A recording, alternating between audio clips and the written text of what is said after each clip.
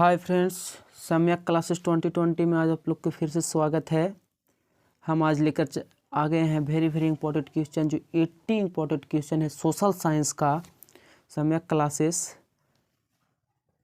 2020। अगर आप मेरे इस चैनल पे अभी तक नए हैं तो प्लीज़ मेरे चैनल को सब्सक्राइब करें, लाइक करें एंड शेयर करें। और रेगुलर मैट्रिक इंटर का ऑब्जेक्टिव सब्जेक्टिव क्वेश्चन मिलते रहेगी। और चलिए हम लोग स्टार्ट करते हैं पहला क्वेश्चन से। प्रथम पृथ्वी सम्मेलन कहाँ हुआ था? प्रथम पृथ्वी सम्मेलन कहाँ हुआ था? तो राइट आंसर हो जाएगा इसका फ्रेंड्स, इसका राइट आंसर हो जाएगा रियो डी जेनेरिया में। सॉरी फ्रेंड्स, इसका रियो डी जेनेरिया। ये था पहला क्वेश्चन। उसके बाद दूसरा क्वेश्चन पे चलते हैं। इटली के एकीकरण में निम्न में से किसकी योगदान किया था? इटली के एकीकरण में निम्न में किसने योगदान किया था? मेजनी था, गैरिबाल्डी था, काउंट काबूर था, इनमें से सभी। तो इटली के एकीकरण में ये सब जो थे बहुत बड़ा योगदान दिए थे। मेजनी, गैरिबाल्डी और काउंट काबूर, ये तीनों थे। तीन में से सभी हो जाएगा। इसका अगला क्वेश्चन है फ्रेंड्स, चलते हैं तीसरा। भारतीय कम्युनिस्ट पार्टी की स्थापना कब हुई थी? भारतीय कम्युनिस्ट पार्टी की स्थापना हुई थी 1925 ईस्वी में। उसके बाद चौथा प्रश्न पे चलते हैं। मोस्ट इम्पोर्टेंट क्वेश्चन है, मॉडल पेपर से है और 80 इम्पोर्टेंट क्वेश्चन है, आप लोग जरूर देखें। उसके बाद चौथा प्रश्न है, निम्न में से किस सिख गुरु का जन्म पटना में हुआ था? निम्न में मतलब 5वें, चौथे, पहले, 10वें जो सिख गुरु थे जिनका जन्म हुआ था, जो पटना में होता उस था 10वें गुरु। उसके बाद आता है फ्लाइंग शटल का आविष्कार किसने किया था? फ्लाइंग शटल का आविष्कार किसने किया था?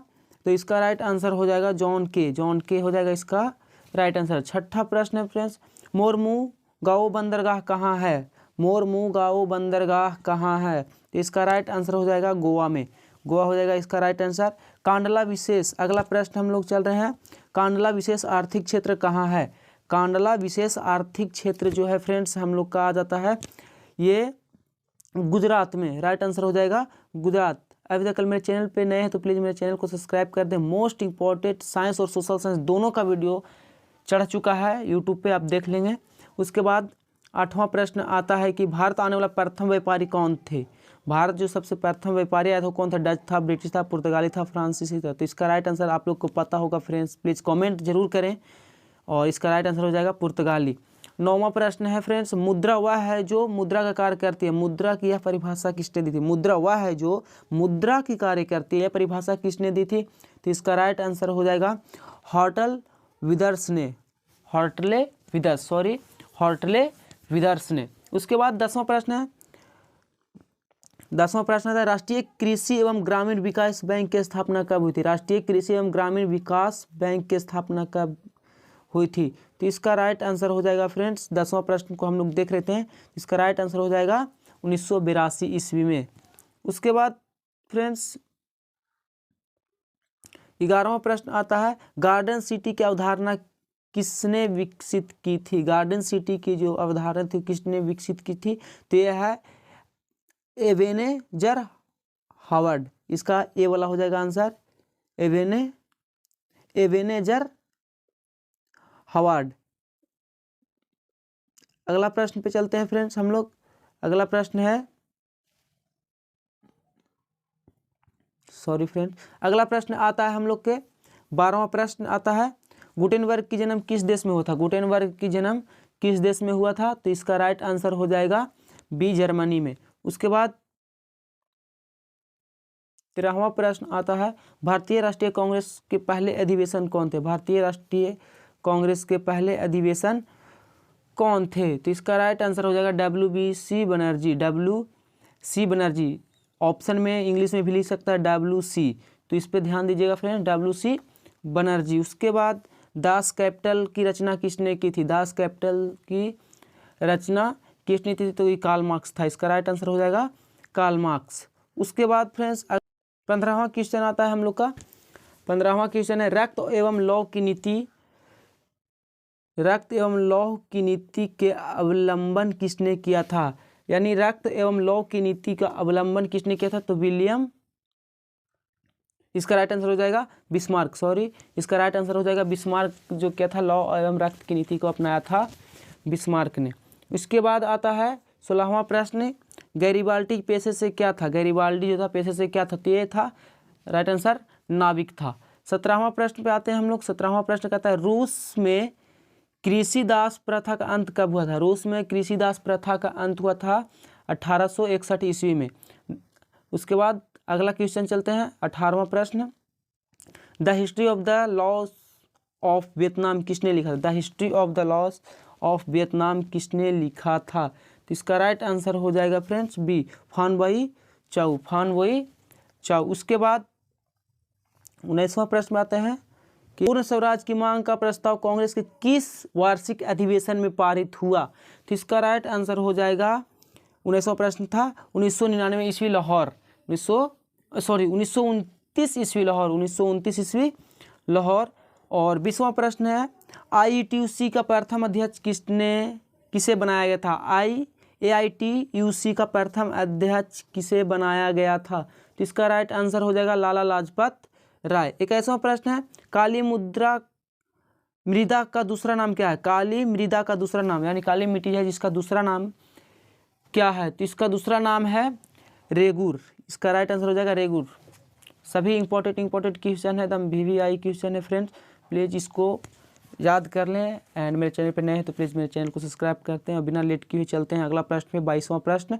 22वां प्रश्न कहता है भारत के किस राज्य में वन का सबसे अधिक विस्तार है? भारत में किस राज्य में जो है वन का जो विस्तार है सबसे अधिक है? तो इसका राइट आंसर हो जाए, हम लोग 22वां प्रश्न को देख रहे हैं, तो इसका राइट आंसर हो जाएगा मध्य प्रदेश। उसके बाद 23वां प्रश्न है किस राज्य में खनिज तेल का विशाल भंडार है? किस राज्य में खनिज तेल का विशाल भंडार है? तो इसका राइट आंसर हो जाएगा असम। उसके बाद 24वां प्रश्न है इनमें से कौन उपभोक्ता उद्योग है? इनमें कौन उपभोक्ता उद्योग है? तो इसका राइट आंसर हो जाएगा डी, चीनी उद्योग। उसके बाद आते हैं 25वां प्रश्न। 25वां प्रश्न हम लोग के 25वां प्रश्न पे चलते हैं। नागपुर सड़क योजना के अंतर्गत सड़कों के कितने भागों में बांटा गया है? तो इसका राइट आंसर हो जाएगा 4। 26वां प्रश्न है फ्रेंड्स, कुशेश्वर स्थान किस जिले में स्थित है? कुशेश्वर स्थान किस जिले में स्थित है? तो इसका हो जाएगा दरभंगा। उसके बाद है संजय गांधी जैविक उद्यान किस नगर में स्थित है? संजय गांधी जैविक उद्यान किस नगर में स्थित है? तो ये तो पटना में है संजय गांधी जैविक उद्यान। उसके बाद 28वां प्रश्न। 28वां प्रश्न कहता है फ्रेंड्स कि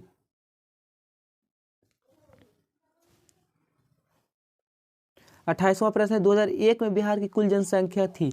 2001 में जो थी बिहार की जनसंख्या जो थी वो कितनी थी? तो इसका राइट आंसर हो जाएगा 8 करोड़ से अधिक। 29वां प्रश्न है उच्च आवाज प्रदर्शन के लिए हैसूर विधि का विकास किसने किया था? उच्च आवाज प्रदर्शन के हैसूर विधि का विकास किसने किया था? तो इसका राइट आंसर हो जाएगा लेहमान।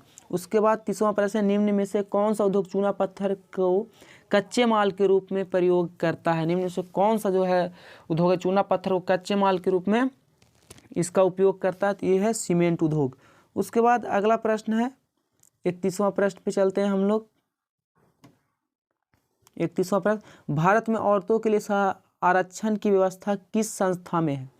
भारत में जो औरतों के लिए आरक्षण की व्यवस्था जो किस संस्था में है? तो इसका राइट आंसर हो जाएगा पंचायती राज व्यवस्था। उसके बाद अगला प्रश्न पर चलते हैं हम लोग 32वां प्रश्न। 32वां प्रश्न कहता है हम लोग का कि लोकसभा का निर्वाचन है तो कुल सीटों की संख्या क्या है? लोकसभा निर्वाचन जो होता है उसको कुल सीटों की संख्या कितनी होनी चाहिए? तो ये हो जाएगा राइट आंसर 543, सी वाला हो जाएगा आंसर। उसके बाद 33वां प्रश्न निम्नलिखित में कौन भारतीय किसान यूनियन के नेता थे? तो इसका राइट आंसर हो जाएगा सी, महेंद्र सिंह टिकैत, महेंद्र सिंह टिकैत। उसके बाद 34वां प्रश्न है कि राजनीतिक दलों में नींव सर्वप्रथम किस देश में पड़ी? राजनीतिक दलों में नींव सर्वप्रथम किस देश में पड़ी? तो इसका हो जाएगा ब्रिटेन में, राइट आंसर हो जाएगा ब्रिटेन। 35 वाला प्रश्न है किससे फसलों की व्यक्तिगत पूर्वाग्रहों की अधिकता रहती है? तो इसका राइट आंसर हो जाएगा गैर लोकतांत्रिक। उसके बाद 36वां प्रश्न है। 36वां प्रश्न आता है कि भारत में सर्वोच्च न्यायालय के मुख्य न्यायाधीश की नियुक्ति कौन करता है? भारत में जो सर्वोच्च न्यायालय है जिसमें मुख्य न्यायाधीश की नियुक्ति कौन करता है? तो इसका राइट आंसर हो जाएगा राष्ट्रपति। इसका राइट आंसर राष्ट्रपति। उसके बाद 37वां प्रश्न चलते हैं, निम्नलिखित में किस विशेष राज्य का दर्जा प्राप्त है? निम्नलिखित में किसे विशेष राज्य का दर्जा जो प्राप्त हुआ है? जम्मू कश्मीर। 38वां प्रश्न है, सूचना का अधिकार आंदोलन की शुरुआत कहाँ से हुई थी? तो इसका राइट आंसर हो जाएगा हम लोग का A, Rajasthan. Right answer Rajasthan. उसके बाद आता है 39वां प्रश्न, बिहार के किस जिले में प्रति व्यक्ति आय सर्वाधिक है? बिहार के किस जिले में प्रति व्यक्ति आय सबसे अधिक है? तो इसका राइट आंसर हो जाएगा पटना। प्रति व्यक्ति आय उसको बोलते हैं कि मतलब कुल जनसंख्या में कुल इकोनॉमी के साथ जब भाग दिया जाए तो जो भागफल हम लोग को प्राप्त होता है उसी को बोलते हैं प्रति व्यक्ति आय। तो इसका राइट आंसर हो जाएगा पटना में। उसके बाद आता है 40वां प्रश्न। 40वां प्रश्न आता है हम लोग का कि वैश्वीकरण के मुख्य अंग कितने हैं? वैश्वीकरण के मुख्य अंग कितने हैं? तो इसका राइट आंसर हो जाएगा 4। उसके बाद 41वां प्रश्न आता है, भूषणों की परिशुद्धता की सुनिश्चित करने के लिए किस मान्यता प्राप्त चिन्ह का आवश्यक होना है? तो ये हो जाएगा हॉलमार्क। उसके बाद है फूट डालो राज करो की नीति अपनाई किसने? फूट डालो और राज करो की नीति अपनाई थी अंग्रेजों ने, कि फूट डालो और राज करो। फूट डालो मतलब हो गया तोड़ दो, और राज करो आपस में मतलब तोड़ दिया, एकजुट थे तो वो तोड़ दिया तो फिर राज कर लेंगे। उसके बाद योजना आयोग की अध्यक्ष होते हैं, योजना आयोग के अध्यक्ष होते हैं कौन? जो योजना होता है उसका आयोग होता है उसका अध्यक्ष कौन होते हैं? तो उसका राइट आंसर हो जाएगा प्रधानमंत्री। राइट आंसर प्रधानमंत्री। 44वां प्रश्न है, साख का क्या अर्थ है? साख का क्या अर्थ है? तो सी, विश्वास करना, ऋण लौटाने की क्षमता। तो ये भी दोनों हो जाएगा। इसका राइट आंसर हो जाएगा फ्रेंड्स ए और बी दोनों। इसका राइट आंसर ए और बी दोनों होगा। उसके बाद बांग्लादेश के नोबेल पुरस्कार से सम्मानित व्यक्ति, बांग्लादेश के नोबेल पुरस्कार से सम्मानित व्यक्ति कौन है? तो यह है प्रोमो यूनुस। इसका राइट आंसर हो जाएगा प्रोमो यूनुस। उसके बाद आता है 46वां प्रश्न। थोड़ा बहुत ज़्यादा टेढ़ा टेढ़ा नाम है तो प्रॉब्लम होता है फ्रेंड्स, तो हम लोग देखते हैं अगला प्रश्न देखते हैं। 46वां प्रश्न क्या कहता है, भारत में सेवा क्षेत्र का सामान्यतः कितने भागों में बांटा जा सकता है? सेवा क्षेत्र है जिसको कितने भागों में बांटा जा सकता है? तो इसका राइट आंसर है 2। अगला है WTO का विस्तारित रूप क्या है? WTO का विस्तारित रूप क्या है? यानी WTO का फुल फॉर्म जो है वो क्या है? तो इसका राइट आंसर हो जाएगा वर्ल्ड ट्रेड ऑर्गेनाइजेशन, बी वाला। इसका राइट आंसर हो जाएगा बी, वर्ल्ड ट्रेड ऑर्गेनाइजेशन। उसके बाद आता है 48वां प्रश्न, सूखा किस प्रकार का आपदा है? सूखा जो है किस प्रकार का आपदा है? तो सूखा जो आप लोग भी बता सकते हैं, प्लीज़ कमेंट जरूर कर दीजिएगा कि सूखा किस प्रकार का आपदा है। तो ये प्राकृतिक आपदा है, क्योंकि ये प्राकृतिक के द्वारा ही आएगा जाएगा, अपने से मानव सूखा को नहीं उत्पन्न कर सकता है, बाढ़ नहीं ला सकता है मनुष्य। तो ये सूखा का प्रमुख कारण जो है वो प्राकृतिक आपदा है, सूखा। उसके बाद 49वां प्रश्न है, भारतीय राष्ट्रीय कांग्रेस की स्थापना कब हुई? भारतीय राष्ट्रीय कांग्रेस की स्थापना कब हुई थी? तो ये 1885 ईस्वी में। BS, अगला क्वेश्चन है BS न्यायपाल कौन थे? 50वां प्रश्न, BS न्यायपाल कौन थे? तो नोबेल पुरस्कार विजेता थे ये, नोबेल पुरस्कार विजेता। 50वां प्रश्न है। उसके बाद 51 वाला प्रश्न है, किसने कहा मुद्रण ईश्वर की दी हुई महानतम देन है, सबसे बड़ा तोहफा? तो ये किसने कहता कि जो मुद्रण है वो ईश्वर की दी हुई महानतम देन है और सबसे बड़ा तोहफा है? तो ये किसने कहा था? तो ये कहा था मार्टिन लूथर किंग। अगला प्रश्न आता है ये 52 वाला, फॉरवर्ड ब्लॉक की स्थापना किसने की थी? फॉरवर्ड ब्लॉक की स्थापना किसने की थी? तो ये सुभाष चंद्र बोस। उसके बाद आता है सुभाष चंद्र बोस। उसके बाद वृहद क्षेत्र में जल की उपस्थिति के कारण पृथ्वी को कहते हैं, क्या कहते हैं? मतलब वृहद क्षेत्र में जल की उपस्थिति के कारण ही पृथ्वी को क्या कहते हैं? तो इसका राइट आंसर हो जाएगा नीला ग्रह। इसका राइट आंसर नीला ग्रह। उसके बाद 44वां प्रश्न है कि भाखड़ा नांगल परियोजना किस नदी पर स्थित है। भाखड़ा नांगल जो परियोजना है वो किस नदी पर स्थित है, तो ये हो जाएगा सतलज नदी पर। उसके बाद सतलज। उसके बाद अगला प्रश्न है कि पूर्व मध्य रेलवे का मुख्यालय कहाँ है। पूर्व मध्य रेलवे का मुख्यालय जो है वो है हाजीपुर। अगला प्रश्न है कि कलहगांव तृतीय विद्युत परियोजना किस जिले में स्थित है, तो इसका राइट आंसर हो जाएगा ए भागलपुर। उसके बाद अगला प्रश्न आता है कि भारत में सबसे पहले रेलगाड़ी किन स्टेशनों के बीच चली थी। भारत में सबसे पहले जो रेलगाड़ी चली थी वो कितना और कौन कौन स्टेशन के बीच चली थी, तो इसका राइट आंसर हो जाएगा सी, मुंबई से थाने। अगर आप किसी को भी ऑप्शन में आंसर जानते हैं तो प्लीज़ कमेंट जरूर करें, लाइक करें, सब्सक्राइब करें प्लीज़। मेरे चैनल पे नए तो रेगुलर वीडियो आते रहेगी इस पर। 10, 12 इंग्लिश मैथ जो भी सब्जेक्ट है सबका। उसके बाद अगला प्रश्न है भारत में कौन सा राज्य सबसे अधिक गेहूँ उत्पन्न करता है। भारत में कौन सा राज्य सबसे अधिक जो गेहूँ है उत्पन्न करता हुआ है, उत्तर प्रदेश। उसके बाद 59वां प्रश्न है किस फसल को सुनहरा रेशा कहा जाता है। किस फसल को सुनहरा रेशा कहा जाता है, तो इसका राइट आंसर हो जाएगा जूट। उसके बाद चाय के उत्पादन में विश्व में भारत का स्थान। चाय के उत्पादन में विश्व में भारत कैमा स्थान पे आता है, तो इसका राइट आंसर हो जाएगा दूसरा स्थान। उसके बाद अगला प्रश्न चलते हैं हम लोग। अगला 61 वाला नंबर का प्रश्न है, तो इसका राइट आंसर हो जाएगा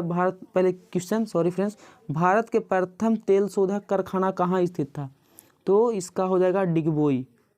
ये हो गया आंसर डिगबोई।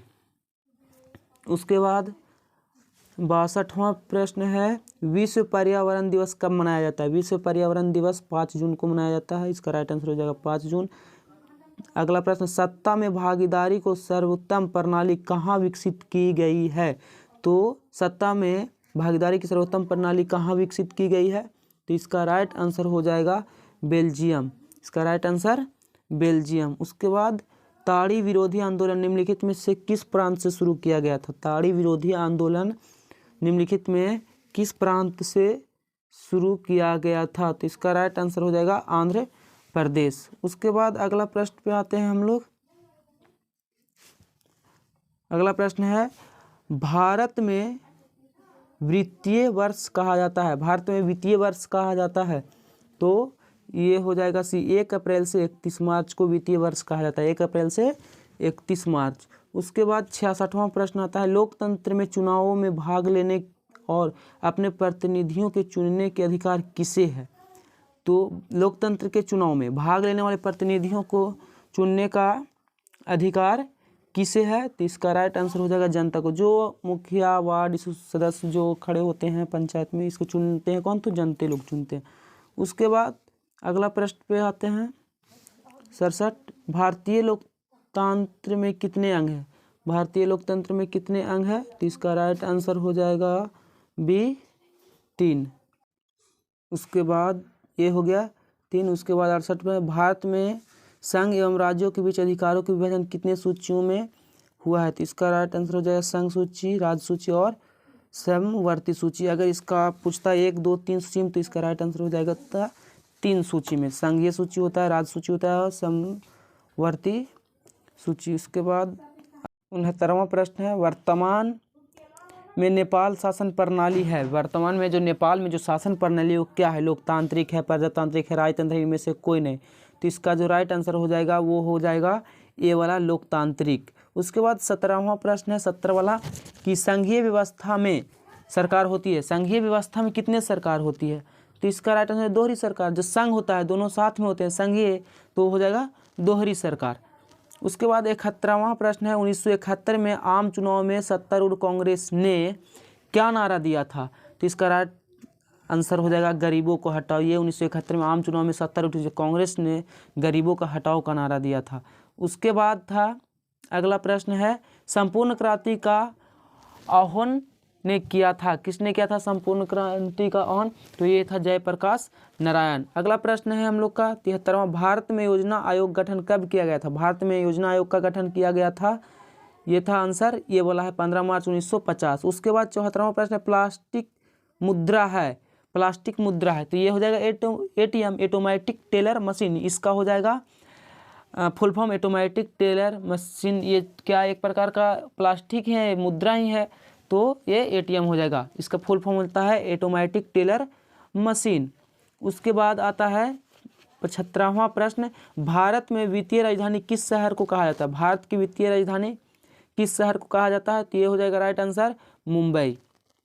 उसके बाद अगला प्रश्न 76 वाला, उपभोक्ता अधिकार दिवस कब मनाया जाता है? उपभोक्ता अधिकार दिवस 15 मार्च को मनाया जाता है। अगला 77वां प्रश्न है, भारत में सहकारिता आंदोलन कब शुरू हुआ? यानी प्रारंभ मतलब होता है शुरू होना। भारत में सहकारिता आंदोलन का प्रारंभ कब शुरू हुआ? तो इसका राइट आंसर हो जाएगा ये 1904। उसके बाद 78वां प्रश्न, इनमें से किसे पिछड़ा राज्य कहा जाता है? तो ये तो सब कोई जानता है, बिहार। उसके बाद अगला, भारत में किस राज्य में प्रति व्यक्ति आय सर्वाधिक है? भारत में किस राज्य में प्रति व्यक्ति आय जो है सबसे अधिक है? वो है हरियाणा। प्रति व्यक्ति आय वही हम बताए थे कि कुल जनसंख्या में और कुल इकोनॉमी में जब भाग देंगे तो जो हम लोग का भागफल प्राप्त होता है उसी को बोलते हैं प्रति व्यक्ति आय। तो ये इसका जो है हरियाणा में प्रति व्यक्ति आय सबसे अधिक है। उसके बाद है लास्ट प्रश्न 80 वाला, जो 80 वाला प्रश्न है वो है, भूपटल के नीचे वह स्थल जहाँ भूकंप का जन्म होता है उसे क्या कहते हैं? तो उसको कहते हैं भूकंप केंद्र। मान लीजिए ये पृथ्वी है भूपटल का, और यहाँ से अगर भूकंप हुआ तो ये हो गया भूकंप केंद्र। तो फाइनली फ्रेंड्स हम लोग 80 प्रश्न को देख चुके हैं, जो लगभग इसमें से 60 प्रश्न हम लोग को आने वाला है बिहार बोर्ड मैट्रिक एग्जाम में। तो प्लीज़ मेरे चैनल को सब्सक्राइब कर दें, लाइक कर दें और शेयर करें। तब तक के लिए आप लोग को धन्यवाद। आपका दिन शुभ हो और थैंक यू।